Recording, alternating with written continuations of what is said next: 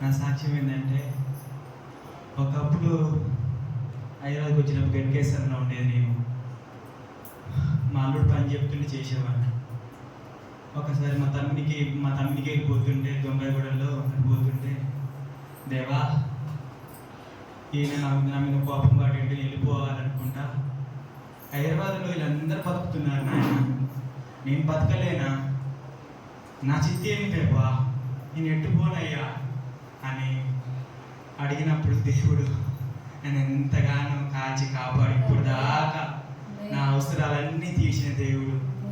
నేను ఒకప్పుడు ఆచిమేనికి ఒకరికడ గురి చేసుకున్నా, నాకు సహకరించిండు, ఆ సార్ సహకరించిండు, ఆ కృష్ణ అన్న అబ్బాయి సహకరించిన మా అల్లుడు ఎంతో సాయం చేసి నా దేవుడు నాకు ఈయన ఎక్కడైతే తల దించుకున్నానో అక్కడ తల ఎత్తి దేవుడు.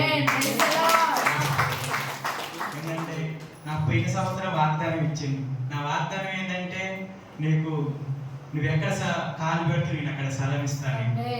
నా దేవుడు నాకు 40 గజాల స్థలం ఇచ్చిండు, 1,00,000 రూపాయలు కట్టినాము.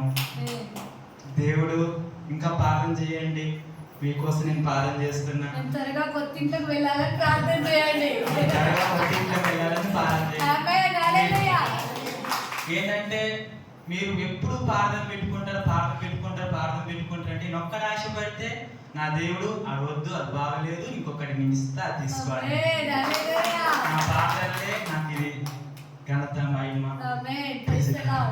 హ్యాపీ న్యూ ఇయర్ అందరికీ.